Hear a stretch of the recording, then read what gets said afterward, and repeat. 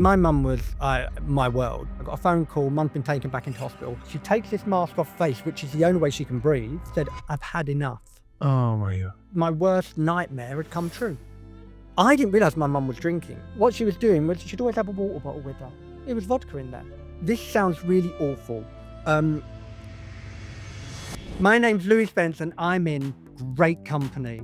Well, He just can't seem to be able to resist the beat. Ladies and gentlemen, will you please welcome Louie Spence? Pineapple Studios comes out, you're the breakout star. we have people like, Madonna was in there, Beyonce, Spice Girls, all these people come and rehearsal. The place was a hive of theatrical activity. Do we think it's going to be a hit? No, absolutely not. I'm not looking upon this as some new career. I'm just waiting for it to end. I make all these people so happy, but then I can't seem to find happiness for myself. That real emptiness, I suppose, came when I became famous. Every day is a battle for me to get through. There may come a day they want me to do something and I'm in a black hole. Did you talk to anyone about how you were feeling? No, depression can make you the most selfish person in the world. Did you ever think about having children? Well, I think Hey guys, welcome back to Great Company Podcast. Now, before we start the show, I just want to say thank you so much for coming back to watching this show. Let us know in the comments what guests you want us to have next, what you like about the show. Please let us know. And before we start, if I can ask you one thing. The one thing is this, if you can subscribe to our channel, I cannot tell you what it does for us. It does so many amazing things. It's endless. So if you click that subscribe button,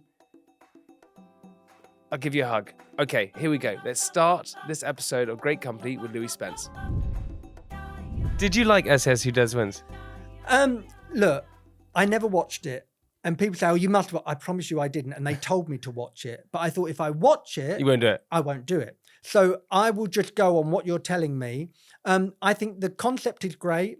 I think the other people I did it with, some of them were so enthusiastic. I mean, literally, they were so excited about it. Like, the guy from Love Island, Adam, I think his name's Adam. Yeah, Adam, yeah. I was only there so short. And then Lucy Spraggan, she so wanted to do it, And like I say, I got there and I was like, oh shit, it's not there. I don't have that.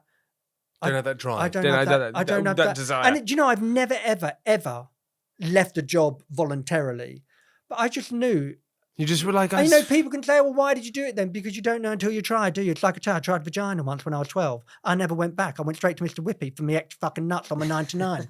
And thought, do you know what I mean? You try something, you know if you like it. It just weren't for me. When Pineapple Studios started and it blew up like that, did you expect it to blow up? No, absolutely not.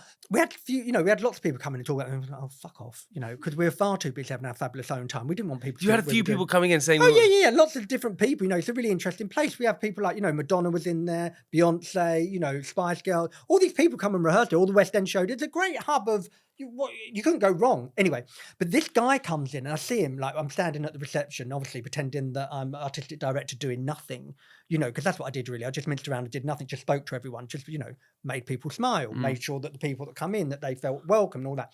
Anyway, this guy pulls up salt and pepper in the hair. I thought, oh, hello. And he gets off this bike, but I was a bit worried about it. It's one of those, little foldy ones. Yeah. I was like, girl, no, she's like, that's too much. Anyway, so then he comes in, and like I said, he had a fucking ass like 2 hard-boiled eggs and a handkerchief. I was like, hello. I said, Laura, yeah, he wants to come and talk about it. So we've got him in the office. And we're supposed to sitting there looking at him like that. And I'm just like, oh. Looking, and he had these beautiful blue eyes, and he was really quite quirky and funny, and he said about wanting to do this observational documentary, and I was like, well, I'm the one you need to speak to, because I'm the artistic director. I gave myself that title. I was never given that title. I gave myself it. And anyway, and then I sorted out with the owner, Debbie Moore, OBE, should be Dame, but she's not quite yet, but she should be. And so I spoke to her, and anyway, we only got him in because we thought he was quite cute. And that's the only reason we did it. Did we think it's going to be hit? No, it was on Sky. I was like, well, who has fucking Sky? If it ain't on 1 to 5, then no one's going to watch on terrestrial, who's going to watch it? So I thought, like I said, we weren't being paid, didn't give a shit, really had no idea, nothing. No. And like I say, everything we did on there was totally real. We had a cameraman with each one of us. There was no storylines given to us. There was no, can you do You this, were just having fun.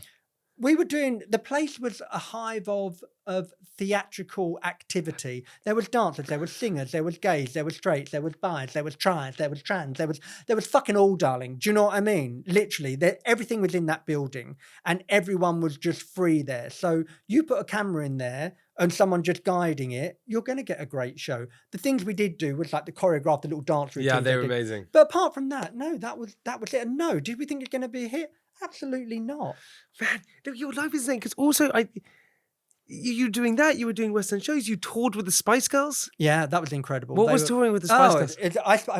It was the most incredible job because we went around the whole of North America, the whole of Europe with as dancers. Dancers didn't get to do that kind of job because we always had the American artists like, Janet Jackson, Madonna, Michael Jackson. They always brought dancers over. Yeah. But we never had an act Going that there. had dancers that broke America.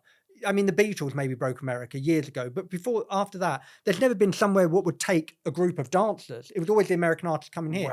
Wow. We were treated like royalty. The girls were amazing to us, 5-star hotels. The gays slipped in the private jets a couple of times. Only the gays, though. Just amazing. Literally, it was wonderful. It was And this was like the peak. Yeah. It was like, it was the peak of their fame, and we were like performing in front of 90,000 people. Did Madison Square Gardens. Literally, we went everywhere, and they were a joy to work with. They really were. And like I say, I know the Spice Girls only lasted for a short period, but the amount of stuff they did in that period would last some people a lifetime. It's I swear amazing. to God, those girls didn't have time to fart. Did they not? They were constantly doing an interview, having their makeup done, doing a radio interview, doing a voiceover for this. They would fly from Paris to Norway after a show to do an interview there, fly back that night, the next morning before the show, fly there. Honestly, I'm surprised any of them are sane. They deserve everything they got. They worked incredibly, incredibly hard, and they were amazing to work for. Is it as glamorous as you think, or is it not as glamorous when you pull back the curtain? No, of course it's not as glamorous because, I'm sure that if you spoke to any of those girls, they wouldn't have had any time while they were doing that to enjoy anything because they didn't have any time. So I'm sure that, there's lots of glamour come for them after.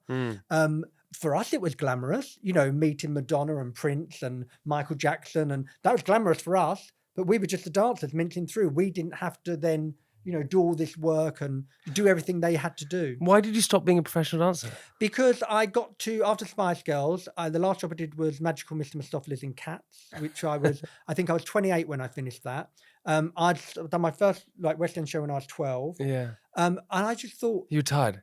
I don't want to be one of them old hoofers trying to stay behind. Now the pop groups were coming up after the Spice Girls. If I was doing commercial, they were going to be like 17, 18.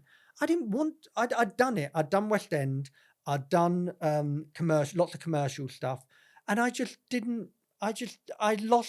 loved to dance, but I lost the passion. I didn't want to be that old person trying to hang on. I get it. And like I say, I went to work at Pineapple in a place which I loved. I loved being surrounded by all the people I loved. Dancers, actors, singers. I was in the hub so I was in a place that I was still very comfortable and very happy, and there was always something going on. So it was perfect. And like I say, then Pineapple Dance Studios, and the rest is history. I totally understand that mentality, right? Is when you're in the performance world, it's like job to job. Yeah. You do a job, you finish a job, you try and find another job. That's what happens. And then suddenly you're thrown into, this is like 2010. Yeah. Pineapple Studios comes out, you're the breakout star. And if anyone hasn't seen it, man, we were talking about it earlier. You were fucking just amazing on it. And it's not even a moment in time. We were rewatching clips today. It travels through time. It's still amazing today. Because now it's been made, a lot of things have been made into memes and all everything. Those kind of things. But you came out of so you then come out of that, you get all this money suddenly thrown at you. What does that do to you? Well, initially, like I say, it was so insane.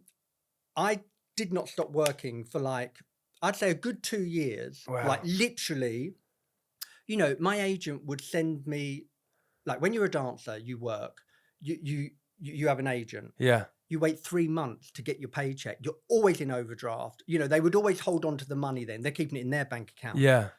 Whereas when I became a celebrity or, known, whatever it was, then when I did some jobs, within 2 weeks or something, the money would be paid in my bank account. So I thought, hold on, this is the easy job of my life. You know, they're just paying me to spin around with a speech impediment, do a high kick and be gay. So I'd say for about the first 3 years, Yeah. it was just, you know, I bought a house, I had the flash cars, bought the Rolexes, you know, loving myself sick, paid off my parents' mortgage, you know, Wow. and still working. So it didn't Wow. really change because I was sort of spending it like that, but I wasn't really looking at how much I was accumulating because I really wasn't. I wasn't looking at my bank account every day. I was just had these silly checks coming in. Like I say, it started off with a It check. felt like Monopoly money It started almost. with a check for like 10 grand, that one. Yeah. And then in the peak of it, every week I was getting my agent was sending me 30 grand, 40 grand, 60 grand.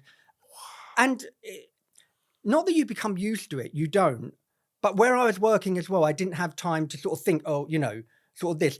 But about 3 years later, when, you know, I'd had a real intense 3 years and then, you know, it just riding the wave, which I was absolutely fine with. Like I said, I never thought this was going to last at the same level. And I'm not somebody who's terribly ambitious either. If someone comes to me with something and wants me to do it, then I'm there. I'm creative, but I think about things, but then I think, oh no, that means I've got to talk to that person. And then I talk myself out of it. Really? Yeah. Even as a creator or Well, creative? Yeah, because even like with podcasts, people say, oh, you'd be great at podcasts. And I'm like, yeah, but I would. But yeah, I would, because I can talk the leg off a chair. I think I can talk to anyone. But the fact is, it's depending how I feel on that day. Because from day to day, I could be either in a black hole and not want to speak for a week, or I could be telling myself, you can't actually do it. You can't do it. There's no way. What are you going to say to them? You know, You got that self-doubt coming in. Yeah, so I know I can do it. If you ask me to come and do it, I can do it because you're responsible. I don't have the responsibility. I don't like responsibility. You know, I don't like that pressure because that pressure gives me anxiety and all of that. Anyway, But just quickly, but again, I don't want to go from our original point, but that's interesting, right? Because I think a lot of people have that. It's that fear of failure. It's that fear of we won't be able to achieve things. But okay, before I go into that, so why didn't you think the fame would last? Because my whole career, I did my first West End show when I was 12. Yeah. And like I say, every job you do in show business has an end. You know, it's not like if you're going to go and work in a bank and you're going to have that for life and be promoted up. And especially, like I say, as a dancer, I could go from pop to West End to commercial stuff. That's fine. But when you're in show business, as in now I became a celebrity on this side of it. I'd seen that when I was working with people like the Spice Girls or Take That, how, you know, when I was working with Take That in 1995, they were at the peak. And then, you know, when you see people of such massive celebrity, all of a sudden sort of disappearing or they're not spoken about anymore so much. Obviously, Take That then had a revival. I'm just using them as an example. Yeah, I get what you're saying. So this little hiking homosexual with a speech impediment, this ain't going to last, right? And there's going to come a point where I've peaked and I've done Celebs on the Farm, Celebs on the Ranch, Celebrity Big Brother, anything with celeb in it, darling, I was there. Do you know what I mean? So there's going to come a time where it's just going to plateau or it's just going to fall off. So I was never expecting even not 3 years of constant work. I was expecting every job would sort of be the last one. And not on a negative, on a reality thing of the fact is, you know, nothing lasts. Your mum, Pat, passed away. Yeah. In 2012. 2012. How was that? Must have been awful. So my mum was my world. You know, she was fantastic. She could never do anything wrong. You know, she was full of anxiety. She was always searching for happiness, and that's why she died the way she did. My mum, when we were younger, was so controlling because of her anxiety. She'd only ever have 2 Bacardis and Cokes and a packet of 10 number 6 cigarettes, push-up pack, little ones like that. So if she ever went, that's only when she went out. She didn't drink at home or anything. Anyway, fast forward so many years, I'm in London all this time, right up until really 2013 is when I bought the house back in Essex after my mum died. But then I was going home more often. And even when I became famous, like my mum come done a few bits in the show, you know what I mean? And I didn't realise my mum was drinking. And I'm from a normal family where, you know, I think my dad drinks a bottle of wine a day or two. Yeah. Do you know what I mean? It's like, and, it's like at the weekends, you get drunk. Yeah. Well, not drunk, but, But you have some you drinks the and you have beers, some fun, yeah. My mum never did that. She was always controlling. But anyway, she must have, this is how I get it through my head, at one point had that one extra drink rather than and just thought, well, actually, I feel calm. Wow. Maybe not happy, but she felt relaxed because she was it always took on. away the anxiety. Yeah. So obviously what's happened, and I didn't see it, and nor did my sisters really. I think my dad did, but my dad was drinking as well, but not. Anyway, I didn't really see it. And my sister didn't. My mum was never falling over. She was always, the house was spotless. My dad's tea was always cooked. She was always well presented. She everything. never smelt of alcohol. Yeah. Whatever. All right, I wasn't going home so much. Yeah. Anyway. Then I went home. I'd become famous in 2010. So this was in 2012. Just one day I went home and I stayed for a couple of days. Don't ask me why, because, I never sort of went home and stayed. And my mum had this cough. And I remember her saying she had to collect some antibiotics from the doctor, but she weren't going to bother. And I remember thinking, that is the weirdest thing, because my mum, when we were kids, my mum, literally, I thought I was going to start fucking ovulating with my sisters, because when they started their periods, anything was wrong, I went to the doctors with them as well. We all had the same thing. Yeah. So if one had a cold, we all got antibiotics. So it was really unlike her. And I was thinking, that's strange. Anyway, and I know she looked a little bit sallow. She looked a little bit pasty, a bit. But anyway, she was fine, Anyway, and then the next morning I woke up and I looked at her and I was like, what the fuck's wrong with you? I said, you look like fucking Bart Simpson. Fucking, literally, her skin had gone like really yellowy, like that. And I could see in her face, she went a bit, panicky. Not panicky, but you know what I mean? Anyway, so I got straight down the doctors. I did do the celebrity card a bit because you can't get a doctor appointment for love nor money. So I went down there, done a little spin, whatever. Said that if you don't see her, then if anything happens to her, and then I'm going to hold you responsible. I'm huge. Don't mess with me. I've been on this morning with Holly and Phil when they were on it. Anyway, get to the doctor. The doctor said, "Oh, we'll do some blood tests." I said, "What?" I said, "What are you going to do blood tests for?" I said, "Look at her." I said, fucking look at the colour of her. And I said to him, she looks like Bart Simpson. Because we always have a joke about this. That's how our family is. Anyway, he said, well, I'll ring the hospital. You can take her down there. Took her down to the hospital. She went behind this curtain. The doctor's examiner, and he said, I can see from your records, Mrs. Spence, that you were told to stop drinking last year because you've got cirrhosis of the liver.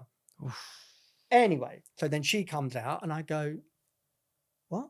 She goes, oh, no, he didn't say that. He didn't. So, anyway. Then from then on, like I was rehearsing for Panto on the 2nd of December. So this was like a few weeks after.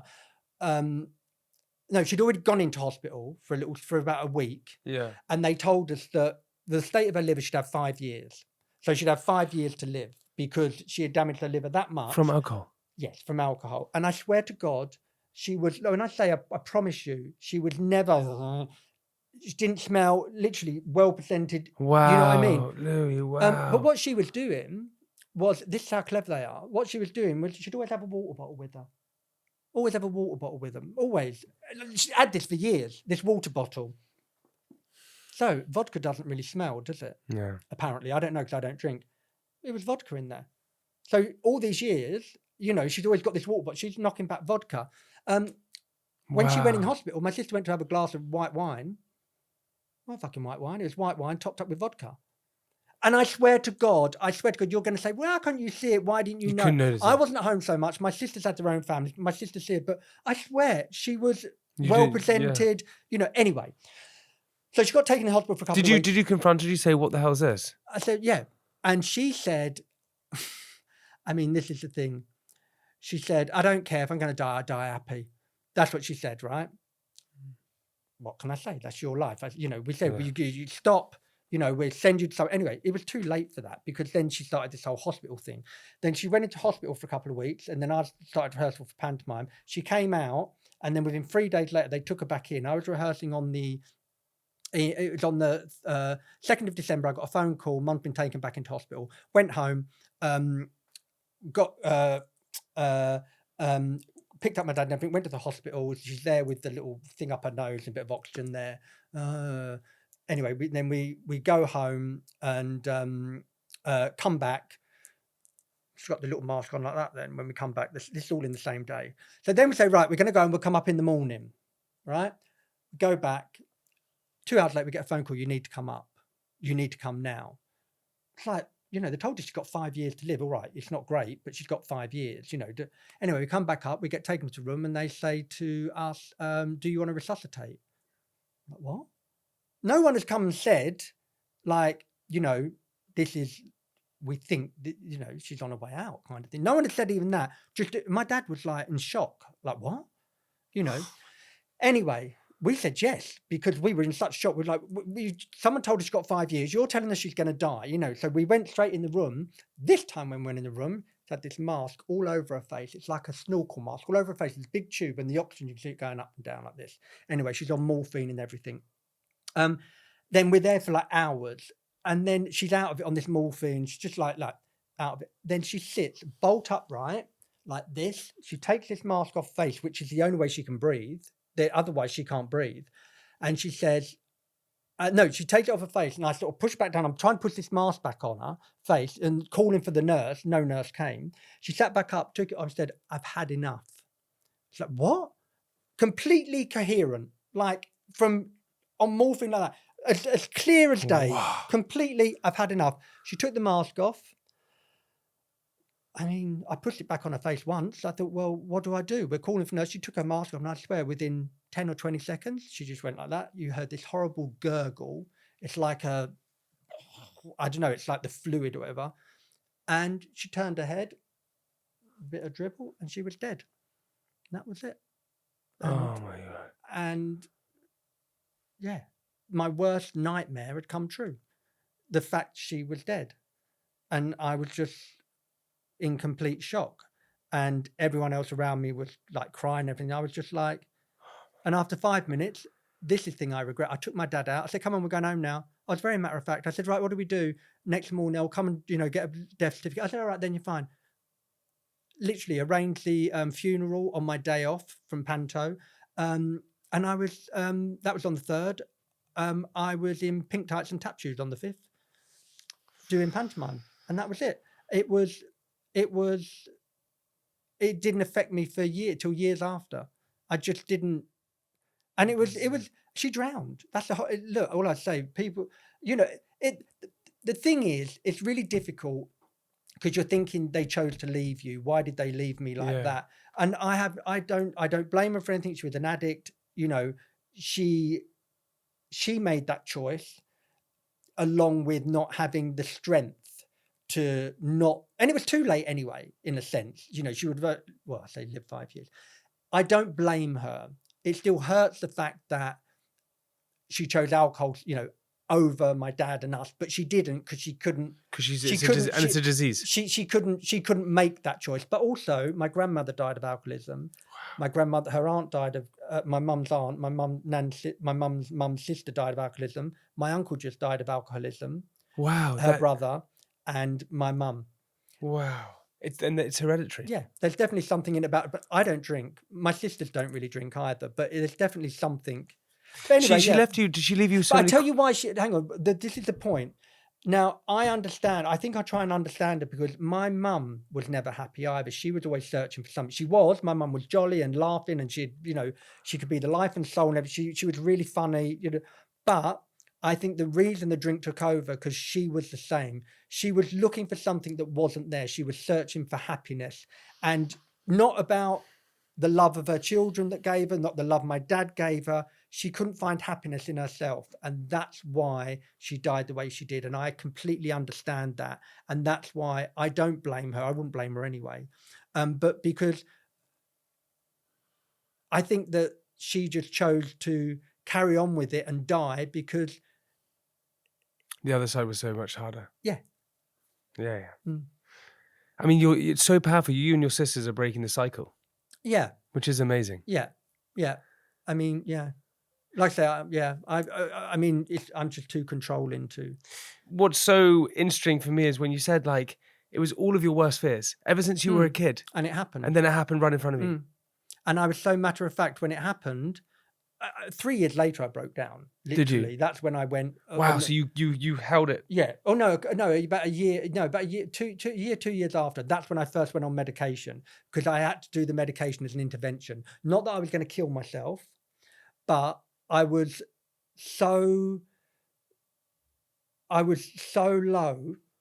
I couldn't breathe. I couldn't move. I thought I mean, I was going. When It's you like a use the blanket word of you. insane, I mean, I felt like I was going, and apart from mentally, I had this constant feeling of that I couldn't breathe, and that my heart was racing, and that I had pins and needles in my tongue, my hands were numb, I was dizzy, I couldn't focus, all of this. Wow. So that's when I went on the medication, and then, like I say, then I realised that wasn't for me either. Did you ever think about having children? Um, Or was that a No. responsibility too much? No. Well, my husband's Spanish, so from a big Latino family, he's very family orientated. He's in fact brought my family's very close, but he's we're constantly have dinners at mine and whatever because he's a real bring family together. Now, we did speak about it after I sort of first became famous. So in like 2011, maybe 2012. How long have you guys been together? We've been together 25 years now. Congrats. And we did speak about it. So if you've got to think, then I would say I became famous at 41. So it was about 42. So there was that whole thing. So 42. So another 20 years, I'll be 62. That's still young enough. So we did speak about it. But then my anxiety kicked in. I thought, actually, the sound of it is nice. And I know when people say, like my sisters would say to me, but you just learn to do these things, right? That's fine, because when you're heterosexual, you can just happen to get pregnant and you go through with it. Like, fuck, we've done it. Let's have the baby. Yeah. Now, that's not going to happen when you're gay. It's a very conscious decision, okay? Mentally, I thought I could not have a child because I would worry that, like every parent does, I'm sure, they're going to die, that they can't breathe. What if they get ill once they start to go to school and then I won't know where they are? What if I can't provide for them? And like I say, when you're heterosexual and your wife gets pregnant, it's a joyous thing. And it's like, you don't have a choice in a set. Well, you do, but you have that choice. It's natural. It's what happens. But like I say, when you don't have that natural ability, it's a very conscious thought. Yeah. And when I see gay parents, I think it's amazing and it's so joyous. And anxiety and depression can make you the most selfish person in the world, because when I'm having my bouts of it, which is, like I say, I'm like this, I don't want to speak to anyone. I get very quiet. I get very dark. There's a voice in my head telling me, get out of this, get out of this, get out of this. But I can't get out. And I can only get out when I'm ready. And for anyone else within that thing, it's like they don't exist. Yeah. My husband could go, Yeah. or my family could go, because I just can't get It's out. a really interesting way to put it. So the thought of having kids Exactly. is too much. You can't. No. It's so fearful to put yourself. Yeah. That's what I was And getting like at. I say, so in one... Because it's the biggest responsibility. Oh, there's just no way. There's just, so... Is that, can I ask, is that, and I want to go back to your childhood, but is that sometimes because of your anxiety or depression, because of your mental health, that's hindered you from doing things? Do you sometimes... So many things. So do you sometimes go, why me? Oh, absolutely, all the time. Well, I've got to that point now, actually, at the age I am now, of realizing that I've always had this from a child in different forms. Yeah. I've sort of got past the why me now, and I have got to terms with the fact this is just who I am. Yeah. And I have tried. I've done every therapy you can think of, talking therapy, acupuncture, cranial osteopathy, it's this, it's that, it's, eating this food, eating that food, medication, antidepressants. I've done it all, right? Yeah. And I have the antidepressants put you on a level of nothing. You have no emotion, you have no empathy, I mean, someone could drop dead and you would step over them. You cannot cry. No sex, because you don't want sex. You have no Your sex libido's drive. gone, yeah. And you can't even get an erection anyway. Do you know what I mean? Because the antidepressants are giving you erectile dysfunction. I'll get back to a story on that in a minute. Sometimes I do. Sometimes I do that. Why me? And I just wish. Like, this sounds really awful. We have a flat in Waterloo. Yeah. I haven't been there for years. Yeah. And I used to walk home from work, and there was always the same guy, a homeless guy. Yeah. And I used to give him, buy him cigarettes or give him some money or give him, And I remember one day I see him convulsing, and I was like freaking out. Anyway, he got some help. And then 2 days later, he was back there, kind of thing. And I remember, like, literally walking past thinking, I bet he's happier than me. Because the fact is, every day is a battle for me to get through, because with the physical anxiety, the panic attacks, you think you're going to die when your heart races, all of that. So you have this whole physical anxiety, then the mental anxiety. And I'd think, but it's really hard to die as well, because this guy is like abusing himself with like drugs, alcohol, and he won't die. But he's still back there, and he's obviously, I can't get in his head.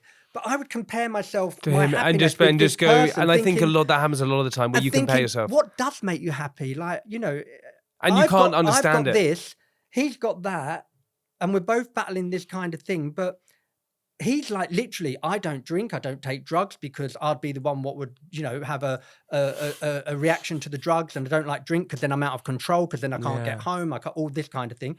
And I think, look, him there, he's like, he don't give a fuck, and he don't care if he even dies. And you're thinking in your head, I have all of these things happening. I have all of these things. I have a flat in Waterloo. I have everything going for me, and I'm still not happy. Why am I not happy? Yeah. Why can't I find that? That is the word, happy. And this is what I said to, this is the thing with my anxiety and depression, is that when I made all of this happened, you think that paying your bills, not actually having a house, let alone not having a mortgage. I thought, never have like a house in the country with a lake and room for a small pony. But like I say, that's the word. And that's what I would say to my husband. And God knows why he's still there. He's the most incredible person. But I would say, I can't find happiness. And you know what? If you were to go on my Instagram, right? And I know my Instagram isn't the world with my followers, but, I'll put posts up, and I'm like, most of the time I post, I'm not going to put posts up saying, oh God, I feel really bad today and I'm in a black hole. Because it's the last thing I want to do. I don't want to go on Instagram or be out there doing it. So the posts I do normally are when I'm on my jollier side. And nearly 100% of my comments are people, oh, you're my therapy, you're my sunshine, you make me so happy, or you make me laugh, right? Which is wonderful, and that is part of me. And I think I make all these people so happy, but then I can't seem to find happiness for myself. And it's not like I don't have an incredible husband, an incredible... There's nothing. I am loved. But that's the word happiness. You can't find it. It's like, why can't I find happiness? But Louie, if I asked you to think of a time in your life that you remember was happy, when were you happiest? See how hard it is, because I've been like this for so long now. Really? Yeah. I mean, literally. I mean, no, don't get me wrong. I don't walk around unhappy all the time, but I say... But Churchill, Winston Churchill used to call it the black dog. He always said that there was a black dog always chasing him, his depression. It was always there. Whatever he was doing, it was always slightly there. And I think a lot of people, whether you suffer with anxiety or insomnia or OCD or depression, it's always kind of there. But do you remember there was a time when you were like, this is just brilliant? See, that's really hard. There's moments I've had when I've done things like, when I was dancing or whatever, what was, felt wonderful in front of an audience and that, but it wasn't in my general life. But look, don't get me wrong. I'm not, I don't want to sound like a victim and I'm always so unhappy. I am not. But what I'm saying is my husband, for example, listens to podcasts all the time on his headphones. He walks around the house laughing and, and I listen to him. Every day I think, God, That's amazing. So lucky to be that free. Because Free he or free. laughs all the time and he belly laughs. I can hear him if he's upset going, I can't remember the last time I laughed Like that. like that. That's how, you know, I can't remember the last time, you know, when you just laugh and you just laugh that you cry and it hurts. When you came here, right?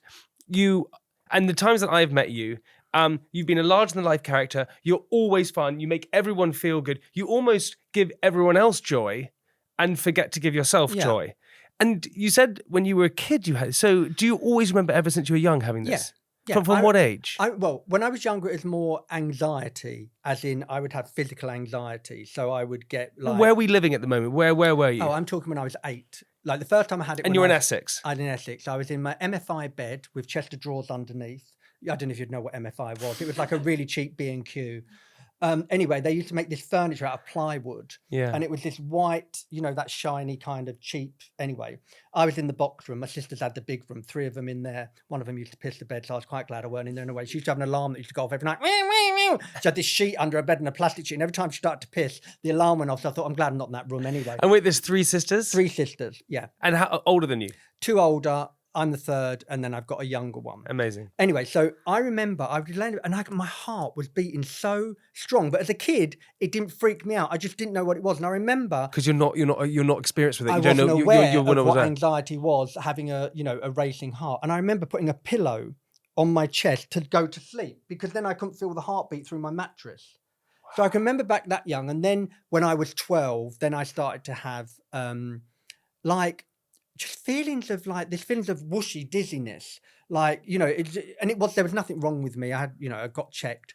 There was nothing wrong, but just these weird feelings. Yeah. And when you suffer with anxiety, if you look at symptoms, you can go from dizziness, you can go from losing your sight. You know, there's all different things. Not permanently losing your sight, but if you're having an anxiety attack, you think your vision's going. And anyway, so lots of different things from when I was younger, and all the way through my career as a dancer. It then develops into phobias. But what was happening? If you go back to 8 years old and you're lying in your bed and your 3 sisters in your other room and you're in Essex, what is going on at home? No what idea. Happening? I thought my parents were going to die. I think lots of children have that feeling that their parents are going to die. You know, what if something happens to them? My parents were incredible, working class. You know, we never had loads, but we had everything we needed. We were always clean. We always, love. Yeah, we had love, not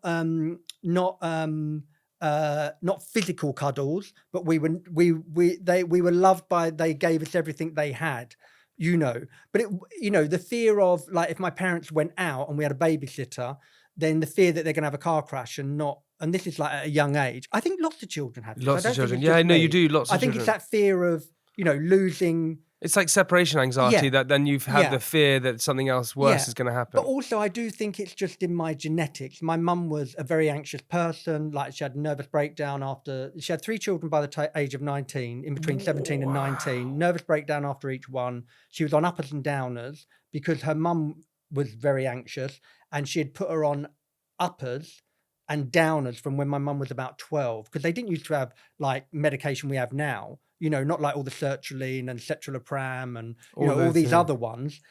It was uppers or downers or Valiums. Yeah. And so my mum had been addicted to these as well, because she was, as a child, she would like have anxiety and pass out. My sister would have anxiety. My sister's the one who wet the bed. She would wake up in the middle of the night in anxiety and just collapse. Pass out. Right into adulthood. All my family suffer with forms of anxiety. And so it's hereditary, you think? I think there's partly nurture, partly genetic. Was it and at school, when you were at school, I read that you said you weren't bullied at all. No. Because you were the life and soul of the party. You made everyone laugh and everything. I can't say I'm one of these what are we called now, darling? They've got so many letters after our freaking alphabet now. We're queer now, aren't we? Gay, queer. I don't fucking know anymore. It's too much for me even. Fuck knows what the heterosexuals do. I don't even know what my own community's called anymore. I'm so confused. Honestly, and I mean that in the most loving way. I love everyone. I don't care what letter you are. I fucking love you. Yeah. Do you know what I mean? But I get confused. But we're queer. We've reclaimed the word. Yay, hallelujah. So when did you realise that you were queer? Oh, I mean, I think when I fancied Mr. Whippy. Get out of here. No word of a lie. No, you're lying. No word of a lie. I used to fancy Mr. Whippy. I think I was With about... the ice cream. Yeah, the ice cream man, Mr. Whippy. I was 7 or 8. And I think that's why I like Latino men. He was dark. And I did. He was always really nice to me. He gave me extra sauce and nuts on the 99. He did. And he was so nice to me. I fancied Mr. Whippy. I remember it as a cream van on the top, pink at the bottom, and had his little white coat. And I was like, can I have extra nuts and sauce? And he's giving you, and then, so you realised then that you... Yeah, I fancied Mr. Whippy. But were you nervous to say it? Were you nervous to say that, I think that I fancy boys? I never said it. I never even said I'm gay. I never said I fancy... I just didn't... I was just... You? Yeah, and I was brought up on a council estate and we all just hung out and played together. I had 2 older sisters and it was a very close-knit community on the estate. You know, my neighbours, you know, there were 7 in their family. Then we had the Joneses up, the number 3, the Sherlocks next door. And then we had, you know, the people round the corner. So it's like a big tribe. It's like and you all hung out together. So no one really mentioned the fact that I was, you know, like spinning around doing like cartwheels and, no one said anything. And also I remember Nadine Lester. You always remember the names, didn't you? Nadine Lester became Carnival Princess. God, I was beside myself when she got the fucking tiara. I went straight round her house, fucking tiara on, and got my old neck curtain, I was fucking mincing around the estate with the tiara on, thinking I was, you know, the Carnival Princess. But no, I never felt different. I never felt as though anyone bullied me. I had an amazing childhood. Isn't that amazing though? It's like it's amazing that you didn't feel that way because there's so many people I've spoken to. I spoke to Luke Evans, the actor.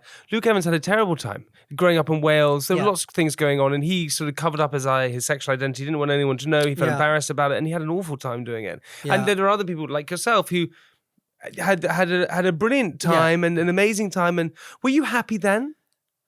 I think, actually, when I was young, like then... Can you remember looking back going, God, that was a happy time?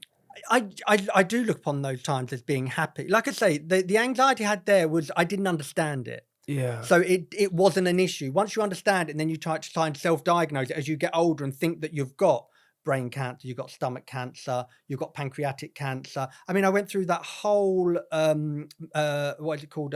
What's the name? Anxiety, health anxiety. Health anxiety, yeah. You know, there wasn't a thing I didn't have checked and I didn't have, you know, apart from a vagina, you know, I mean, that's the only thing I thought, you know, that's definitely not well. Because you had this, there was could have done with bigger balls. Because there's the moment which you said that health anxiety really kicked in is when you were younger and you thought you had AIDS. Yeah, I mean, as soon as them adverts started on the TV, you wouldn't remember. You would have been far too young. There was adverts on the TV saying AIDS kills, and it had a tombstone. I don't know if you've ever seen that advert replayed. And it was all dark lightning, and then this tombstone would fall and go. Not only was that on the TV, then you'd get these leaflets through the door. So I remember picking the leaflet up and then, I mean, at 12, I knew that I was gay, you know, after I sort of, you know, looking at the boys who had already had pubic hairs at like 12, you know, in the changing room thinking, what's that then? Quite big. You know, and thinking there's a bit of an interest there. Then I sort of, you know, I knew I liked boys. I suppose I knew I liked boys when I was about. But you kind of 9 or 10. But it wasn't. It wasn't a thing. No, you don't think it's not conscious. Yeah, I wasn't trying to have sex with anyone, or I wasn't active in that way mentally. But I didn't tell anyone. But like I say, why did I have to? Because everyone just liked me anyway. So what age? You know, so can I ask a really personal question? So what age? When did you have your first sexual experience? 19. So much. So what was the fear of then getting AIDS when you were so young? Because I see the adverts on the TV saying that if you're gay, then you'd see things on the news. So it was all these gay people, men who liked men, who were dying. So I knew that I didn't like girls, apart from wanting to put Nadine Lester's tiara on. You know, apart from that, I knew. So I knew that I was what they were saying. So that's sort of how I identified with who I was, through these people dying. Actually, do you know what? You might have just hit the nail on the head. That's maybe where I become totally fucked up. As always thinking I was going to die. Yeah. But literally I identified with these people that are dying. And I remember, wow, how interesting is that? That even though you weren't having any sexual experience, anything like that, because you identified as suddenly that you were like boys, that you were gay, that triggered it. And it was on the TV all the time about this, you know, this disease, the gays, this disease, you know, they're infecting the world. And I thought, well, that's obviously, if I like boys, then I'm going to get that if I have sex. And I remember, So you never want to. I didn't even have sex, and I thought I had it. It's insane that an advert can make you have that much anxiety. Yeah. That's what it did to you. Yeah. So did you then not want to have any sort of sexual interaction with anyone because you were so scared? Yeah. Wow. Yeah. So then when you did first have your first sexual experience, were you not terrified afterwards? Or were you okay? God, yes, absolutely. Did you talk to anyone about how you were feeling? No. But then I had really frigid, like, relationships. As in, I wouldn't be adventurous in sex. I wouldn't want to do things because I would think, even though you're my boyfriend, because I had a boyfriend, I had my first boyfriend for 7 years, who was wonderful. But in my head, I was always thinking, I can't trust him because I can only trust myself, because he might be going out and shagging someone else, even though he's saying he loves. So in my mind, I'm always, wow, I was always thinking the worst. thinking, yeah. And then that's the thing, like this thing about the anxiety about dying. And I thought, well, if I'm going to die, I don't want to die like that, because the only way I'd seen people die with HIV that then developed AIDS in the very early 80s, it was so tragic. Guys, I'm just going to stop the interview right there for just 1 second to talk about our sponsors, Diet Coke, which is really exciting. Now, you have those moments in the day which are really special, those moments where you get to pause and reflect and have those moments to yourself, those rare moments. Well, Diet Coke's latest campaign is all about that. It's "This is my taste." Now, for me, my Diet Coke moment is when I come home from a long day at work, I sit on the floor, I turn on the TV and watch sport and pour myself a Diet Coke all by myself. Those moments for me are pure bliss. So what are yours? Is your Diet Coke moment full of passion and chaos and pleasure and all those different things it can be, or at those moments where a bit more quiet and relaxed? Whatever it is, there's no trends, there's no pressure, it's just you. And the exciting thing about the campaign is that you can go and get yourself a Diet Coke can, you can scan the QR code, and you can design a Diet Coke can yourself. It's really exciting. Plus, there's prizes to be won, like cash prizes and signed merch by Jamie Dornan, which I cannot wait for. T's and C's apply, of course. So, this is my taste, but what is yours? Okay. That sound. Let's get back to the episode. Can we talk about stage school quickly? Because I read fantastic. your amazing. And your parents remortgaged their house to pay for your school fees. Yeah. Well, I mean, the thing is, that's when Margaret Thatcher sold all the council houses. That's why there's nowhere for anyone to live now, because they were all sold up then. But it was a great thing to do, because I think my parents bought their house, I don't know, maybe for £27,000 or something, a 3-bedroom semi, And, my dad was at the limit. My mum was like working 2 jobs. I've got 3 sisters. Your mum was working in a factory, and she was also and she was also a cleaner at the school. Yeah. And my dad was like a painter and decker, worked in the tire factory. They just, like I say, we had a lot of love. So you've seen hard work. Yeah, but I wanted to go, and I'm sure, like I said, I've said it before. My dad's answer would have been no, I'm sure, because he couldn't take any more on. He couldn't take any more on. It was just too much. But my mum would have convinced him. And you had a good relationship with your dad? Yeah, I mean, my dad lives with me now. Wow. Amazing. Yeah, when my mum died, I moved back to Essex and bought a house, and my dad lived with me and my husband. Wow. So yeah, I mean, but when I was younger, I did not have a bad relationship with him, but I didn't have a relationship with him because he was always working. Yeah. Everything was just through my mum.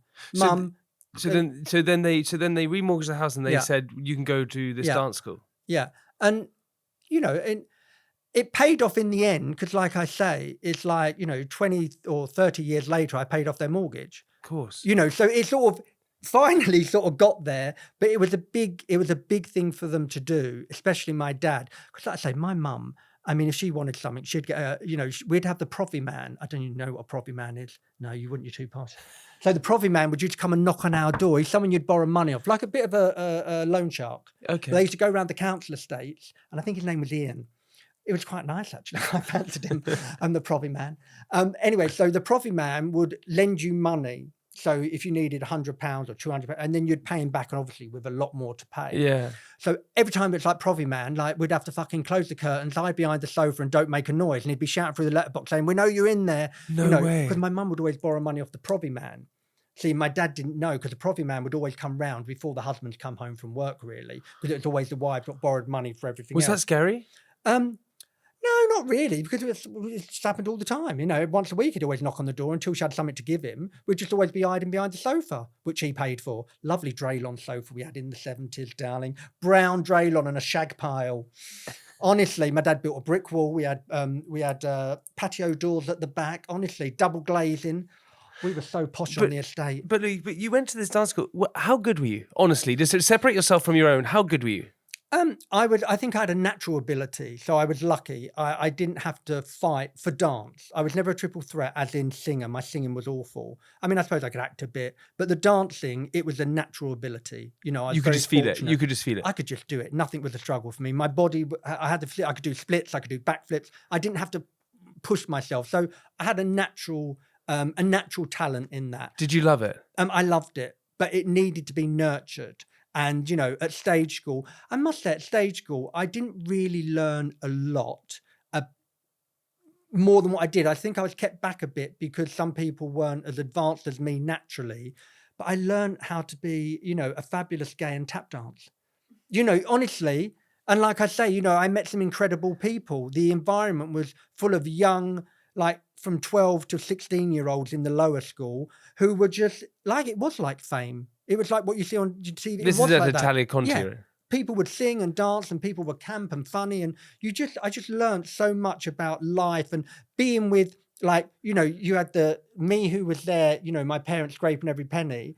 Then you'd have people like yourself, well, not you actually, because you'd never have got in, but you'd have like 3 members from one family and their parents were paying for that, who they would stay in their dad's flat when we're at the Barbican, because their dad had a flat. But, you know, so there's this real mix of people. Did you feel, especially back then, was the sense of opportunity so exciting? Yeah. Like it was everything to play for. Yeah, because they had an agency at the school as well. So then you'd do, you know, there'd be a notice come up on the board of who was going to do Grange Hill, which was a show there. Yeah. Like as an extra. And then like as in Bugsy Malone in the West End, you know. Because that was your first ever role. Like in the West End, yeah. So, you know, about who's going to audition. And then when you get the job and, you know, so you'd go and see on the board, there's an audition coming up for, like I suppose now it'd be like, you know, if the kids were there for the Harry Potter films or whatever, you know, there'd be the audition. So they'd go to all them schools first. So it was fantastic. It was absolutely incredible. You know, was there a part of you, because I think a lot of it, I remember acting and wanting to go into acting and being on stage and being in front of audience, because I think I definitely felt a sense of a real sense, like we all do, of insecurity. And I thought being in front of people, being on stage where you were loved would cure a lot of things. That was giving me some validation. Did you have any of that, or you just love performing? No, I just love performing. I mean, there's nothing like, I love performing because when I danced, like I say, when I did something, I did feel like sometimes, like when you do things like, I call it a turn for now, like a pirouette. It's when you turn on one foot or something, or you jump in the air, you know, or you do like, I used to do lots of flips, like somersault. And there's a moment where you feel suspended, like when you're doing somersault in the air, and you feel amazing. You can literally feel yourself going through the air and you can see the ground and you know that you are looking amazing. I knew I was fucking great at tumbling, you know, and you just knew. And that feeling that you knew you were incredibly better than anyone else at that point, and the whole room is looking at you, and they're all your like peers, all other people, but you're that little bit better than them at that. Do you know what I mean? There was no better feeling than that. There was something there. And it wasn't about the applause from the audience. That came after, with becoming a public figure and knowing that I could, like you say, I can't help myself. When I come in here, they put me in a room downstairs, which was lovely, I must say. Lovely little room, nice decoration, same as wherever else. Not enough sweets in there. Actually, I didn't see any sweets in there. So I thought, I'm not sitting in here. So I went straight upstairs, went straight into the room with the girls, had a chat with the girls and the dog, found out one of the girls went to the same school as me. And then, you know, I went in and see the marketing team, asked them how sales was going. Sales are good. I said, well, that's good. And then I got to eat the new peanuts, you know, which are new, the chocolate peanut ones. And I said, my husband get me some of them from Tesco's, but actually they're nowhere near as good. And I'm not just saying that, because the Tesco ones, the chocolate's not very healthy, it's not very nice chocolate, and it doesn't have the crunch. Anyway, so I just went and introduced myself. And then I went up to the top office where you've got your accounts or whatever. And then, there's a little boardroom at the end. And you've always been like this? Yeah. Oh, I can't help myself. But what is the difference between going to I love people. I love people. I love just like everyday people. And I feel as though I know I have the ability to walk into a room. You could light it up. You could have, like I say, the straightest, maybe homophobic in a sense person, and I know I could make them smile, or I could do something, or I know that I could make that room laugh, and I do it in a way sometimes with shock factor, but I'd never do it in a way where I'm being insulting someone, or if I thought I would never pick on someone to make him feel uncomfortable to get a laugh for myself. No, you would never It's do it. more It's on self-deprecating. myself, you know what I mean? But I like that, and then I see they smile and they laugh, and that gives me joy. But what was it like going to your school, performing there, but then going back to Essex? Was it completely two different lives? Or not really? Yeah, well, you know, that's the thing. I didn't really used to go back. Did you not? No. So from the age of 12? Once I was in London, that was it. And even for one of my sister's weddings, I say one of them because it wasn't the first one, I didn't even bother going back. I was like, I was living this. I love them. Of course, like I say, one of my sisters lives with me as well now. Do you know what I mean? She's in the annex, darling, that I had to build. You know, so we're a very close family. But at that time... Did you lose yourself in that sort of... Oh, absolutely. And I'd always ring home every night and say, hello, mum. Yeah, what's going on? Yeah, right, Leah, love you, bye. But things like weddings, I thought... Wasn't exciting. I don't give a shit about... I don't want to go and do a fucking wedding. And, you know, it's like I couldn't be bothered, which sounds wrong because... But, you know, by that time, I think my sisters had 2 kids each anyway. They were getting married. They'd already done the deed. But what was the excitement? Where was flat? Where was the drive? What were you seeking? What were you after? What was more fun? Was it the party, the connection, the roles? What was it? No, I mean, staying, like not going home so Yeah, much. not going home and being there. I was just, like I say, I had my friends, we had our flat, and we had our world. And you didn't want to leave it? Yeah, we would do, like, you know, go and do dance class in the morning and the afternoon, go back, shower, pick up a free fly from a gay bar. So on Monday night, we'd go down to, I think it was Bang, which used to be a Astoria on Tottenham Court Road. Tuesday night, we'd go to Daisy Chain, which was in Brixton. Never paid to get in because you already get the flyer thing. Yeah. Wednesday night, we'd go to Pyramid at Heaven. Thursday night, we'd go to Bang. Friday night, we would go somewhere else. Saturday night, Heaven again. You know, so it was like our world was taken up with doing class. And like I say, I was in that circle of like this community of people where, like, you know, just it was constant laughter and fun, and you just felt there. You felt at home. You felt it was like your families. You didn't want to leave that. It was too empty when you left it. You know, it just felt so flat. You know, and like I say, being immersed in musical theatre and with people from the theatre, you know, you have, like, you know, people say that I can be funny and that I'm entertaining and I can do this. I learnt this from people in the theatre. There's people who work in the theatre or in show business who just haven't made it, haven't had that lucky break. There's not loads of me around, but there's lots of people who are very funny, quick-witted. And from being a dancer, I'm very physical when if I'm explaining something, I'll be, and then I give it a... Yes. And that's what gets the laugh. It's the physicality. Do you know what I mean? Yes. So, and when you've got a group of people like that, you can imagine that you're all not fighting for the attention, but it's just. But Louie, was there a point? Because so you're in this, you're dancing, you're having the best time. It's all going. Everything's great. Was there a point when suddenly everything just started to like move away, and then suddenly the sort of quiet came in? Because I remember when I was 27, I remember it must have been 26, 27, and I was doing a TV show. I was going out. I was having fun. It was just great. I was like everything. And then I remember 27 years old, and it was in the summer, and I was meant to go and film in France, and I suddenly just sat there in my flat, and I went, wow, I feel really lonely. No, that didn't happen to me until after I became known. Because, like I say, I've always suffered with the anxiety and the depression and the lows and the all of that. But that real emptiness... It was suddenly covered up with all the stuff that was going on. That real emptiness, I suppose, came when I became famous. So before that emptiness wasn't there as much because there was always this community of... Of people, you know. And then when I moved back to Essex, you know, after I became famous, there was more time to think, more time, and also I was older then. But that emptiness came after I had money, security, an incredible husband, wonderful family. Wow. But I still felt, like I say, that I felt empty. So searching why was I empty? What is it? What is it? What is it that will make me happy? What am I searching for? and it's not knowing. And still now, I think I'm better than I was, but I do think I don't want to die. I don't want to be on my deathbed and think.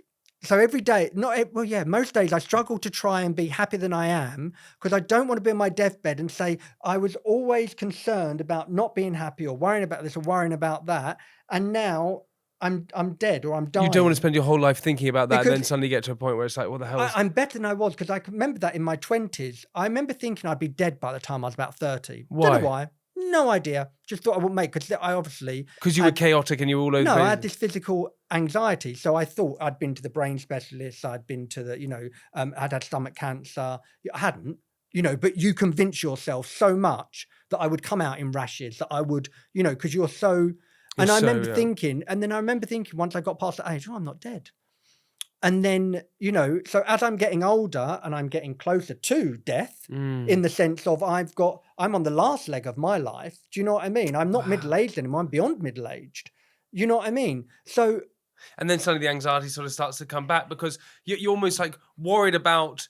You're worried about something that's not going to happen, but then when you get near it, you then start worrying about it. So it's like a whole life of just... So in fact, I try not... I don't do that as much now, but it is that thing of... Like when people say, live for the moment, live for the day. It's fucking hard. Yeah, it's easy to say it and you can do your fucking chakras and your breathing and, your hum-rung-a-ding-a-danger. Do you know what I mean? I like a big donger. Do you know what you can do it as much as you like, darling. But, it works for that moment. Like for me, all of those things, the breathing, the yoga, all of those things, at a moment they will work. And I know you have to practice it every day in that. But sometimes... You don't practice it that next day because you'll wake up that next day and you're in that hole again. So you don't care about practicing that because you don't care about anything. What's your greatest achievement, personally?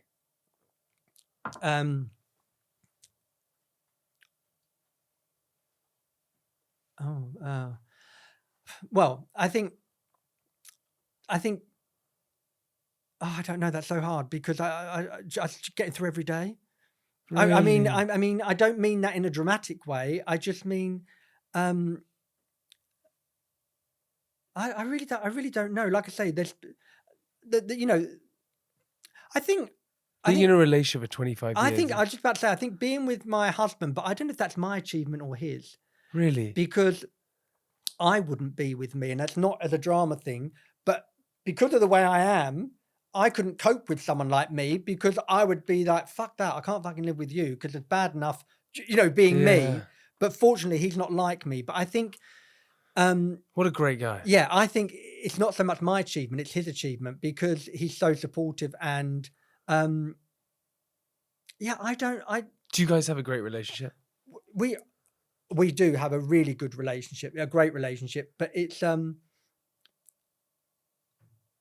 Sometimes I just and he will hate me for saying it, if he listens to this. And I've said it before, I wish I could show him more love because my love has always been shown through not material things. Like with my parents, like they would always like make sure we were well, make sure we had nice clothes, make sure we were clean, make sure we were fed. And that's the kind of way I show my love by, making sure that, I don't want him to ever have to worry about anything. Yeah. Not that he does, he's his own man. He can look after himself. But it's just the way I am. That's my way of showing you that, I really care. Like if he says, oh, I've got a headache, it's for a brain scan. And I'm not joking. You know what I mean? Because I'm thinking, oh my God, you're all right. He's like, no, I'm fine. It's like, I've just got a migraine. I'm like, no! So that's my way. But I'm not a, believe it or not, I'm not a cuddly. Are you not? No, I am with like, all right, God, all of that. But I'm not a cuddly, affectionate person, and he really is. I'm a bit of a cold fish. Yeah, but yin and yang is always quite good. Yeah. So, what's the best thing about your husband? I mean, there's so many. He is honest, really honest, kind, compassionate. He will hate me saying all these things. Gentle and love. It's just like his unconditional love is just. He's just. I know it sounds really wanky, but like I say, I've explained what I'm like, right? Yeah. How I can not talk and get in all of that. So for someone to be with someone for 25 years, and long before we had anything we had financially or the Yeah. properties or all of that, so that whole period before of and still, you know, and really battles to get me out of those situations, won't give up. Wow. You know, he won't give up. That resilience is just amazing. Yeah, he's a very, very special person, you know, and he's really handsome. He really everywhere he's really handsome as well.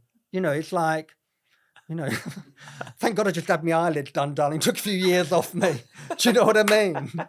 I was like, Louis, I just want to say, like, your career, your life, everything is just amazing. I hope you realize you're an amazing person. yeah, I mean, look. You should do. You're amazing. Yeah, I don't think that I'm not a nice person. I don't think I'm amazing. I think I'm a good I think you person. are. No, I think you I light can- up the room and you're great Yeah. in every way. Yeah. Louis, you have 8 questions. Go Quick on. fire. Are you ready for this? Oh God. Come on, you got this. All right, all right. Here we go. What's a saying or phrase that makes you smile and cheers you up? Oh fucking oh no no you put me under pressure. Hold on, let's start again. What's a saying or phrase that makes you smile or cheers you up? Oh, I don't know. It's hard. Saying or phrase. What's a saying or phrase that makes you smile or cheers you up? It could be anything. It could be I love you. It could be I missed you. It could be welcome home. It could be something your sisters say. Oh, I don't know. Fancy a rim? Yeah. Best compliment anyone's ever given you? I didn't know you were gay. I was like, really? Obviously, someone was lying. I don't know if it's a compliment or. What scares you most about yourself? Oh God. Oh God, there's so many things. What scares me most about myself? Oh, the voice in my head. Yeah. When was the last time you cried?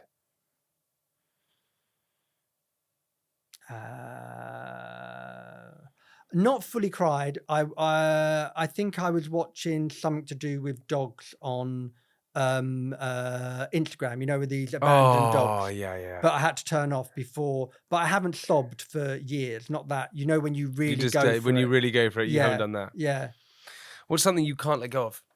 my husband. There we go. What's your guilty pleasure? I never feel guilty about anything. Would you love like my guilty pleasure is something like I don't even know what my guilty pleasure is. Exactly. See, What is a guilty pleasure? I don't care what anyone thinks. Yeah, I don't feel guilty ever. I don't. There's nothing I feel guilty about. If I fucking like it, I like it. It's like it's nothing guilty. I love about it. rom-coms. Fucking love a rom-com. Oh God. Nothing. Maybe it's nothing. I don't Nothing's know. guilty. That's fine. What turns you off? Bad breath. What- Halitosis. What turns you on? Cleanliness. Let's It's next go. to godliness, darling, and he loves us, doesn't he? The gays. We're all welcome up there. Not. What do you like most about yourself? What do I like most about myself? I suppose I'm generous. I suppose, you know, that's my way of showing love. I try and be, Generous. yeah, And last one, what's your favorite dance move? slut drop. Can we see it? I've got to be sitting down that long. Louis, thank you so much.